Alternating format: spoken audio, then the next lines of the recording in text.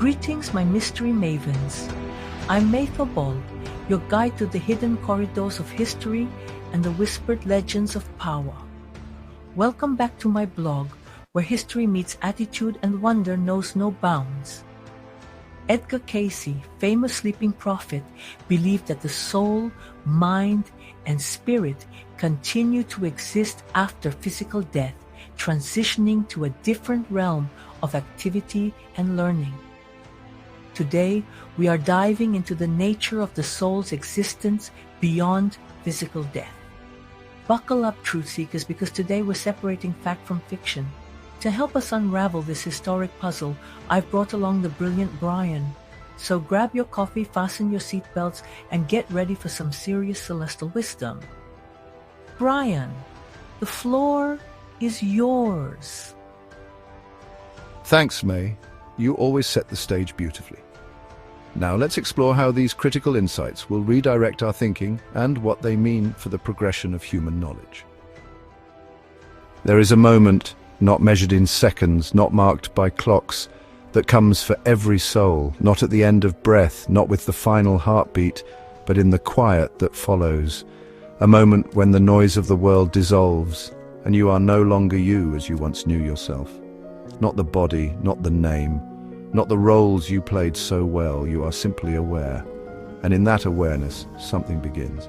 It is not judgment, it is not punishment, it is not fire or light or thunder, it is memory, but not as you've known it. This is not a glance back at your life, this is a return to it, every moment, every word, every silence, every choice. You do not watch it unfold, you live it again, not once but from every angle, through the eyes of everyone you've ever touched. This is what the mystics have whispered of, what the prophets have alluded to, what Edgar Cayce, the sleeping prophet, called the life review. Not a trial, but a revelation. Not a verdict, but a mirror. And what you see in that mirror will shatter you, not with guilt, not with shame, but with love. Imagine standing before a vast, shimmering tapestry.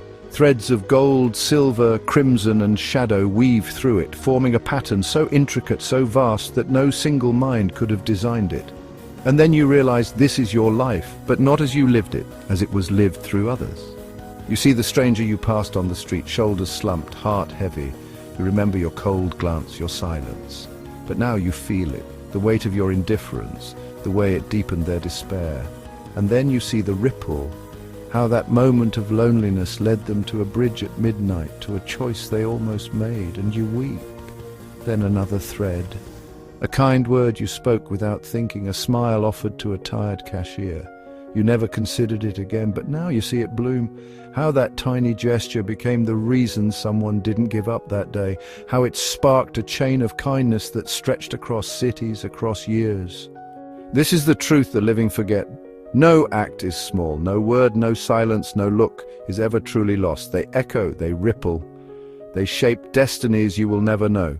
And in the life review you feel them all, not as facts but as experiences. You feel the pain you caused, not as an abstract idea but as if it were your own.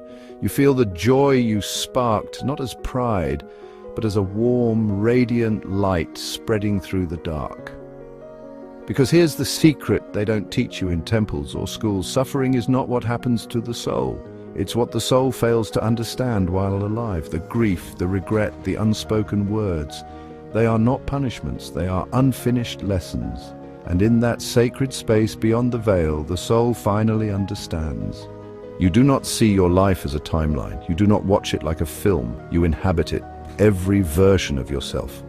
The child who trembled in the corner, afraid to speak. The teenager who wore a mask of confidence while dying inside. The adult who built a fortress of success to hide their loneliness. The elder who smiled through the pain, pretending they had no regrets. And you do not judge them. You embrace them. Like a mother holding her children, you gather every version of yourself. The broken, the brilliant, the afraid, the brave. You feel their fear, their hope, their quiet acts of courage no one ever saw. And in that embrace, something miraculous happens, forgiveness. Not the kind you force yourself to give while alive, the kind that still carries resentment, that whispers, I should let this go. No, this is deeper, this is recognition. You see that every mistake, every fall, every betrayal was not a failure but a step, a necessary part of the journey. And then you see the patterns, the ones you could never see while trapped in time. The way you kept choosing partners who couldn't love you because you didn't believe you deserved it. The way you sabotaged your success, afraid of what it would cost. The way you gave endlessly, not out of generosity, but to earn love you thought you couldn't claim. But you do not condemn yourself. You understand, and in that understanding there is healing, not of wounds, but of the belief that you were broken to begin with. And then you are not alone. They are there, not in form, not in flesh, but in presence. The ones who loved you, the ones you loved, the ones you wronged, the ones who wronged you, and even those you never knew, the lives you touched without realizing. They do not speak, they do not accuse, they simply are. And in their presence, you feel something you never felt in life, complete acceptance. No one demands an apology, no one seeks revenge. There is only love, pure, unbroken, unconditional. Because in that realm there is no past, there is only now, and in this now everything is forgiven.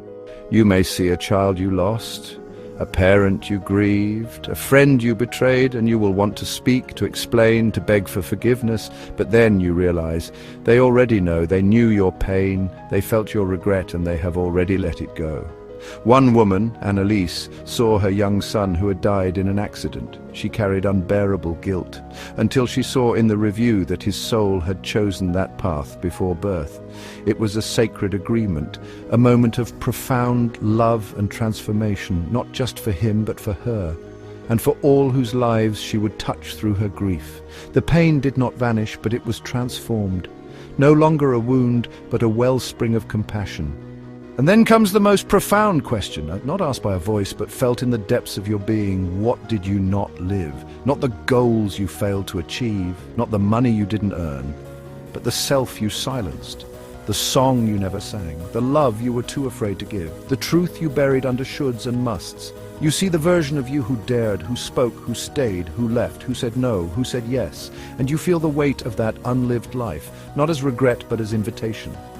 Because here's the truth the living rarely grasp. Death is not the end of growth. It is the beginning of true understanding. And in that moment, you are not condemned for what you didn't do. You are honored for what you tried. For every time you got back up. For every act of kindness, however small. For every moment you chose love over fear, even for a second. But the journey does not end there. Many souls, especially those burdened by guilt or trauma, do not move on immediately. They linger, not in punishment, but in attachment. They stay close to those they left behind, feeling their sorrow, their anger, their unanswered questions. And here, the living hold a sacred power. Grief is not just a wound, it is a bridge. When you mourn with love, when you pray with sincerity, when you silently forgive, your energy reaches them. It does not pull them back, it releases them. Your tears, your memories, your whispered, "I love you." They are not lost. They are light. They are the final nudge, the gentle hand that says, "It's okay. You can go now." This is why the ancient ones lit candles, why they sang songs, why they spoke to the wind. They knew the dead are not gone. They are simply near, waiting for our love to set them free. So, what does this mean for you? Here, now, still breathing?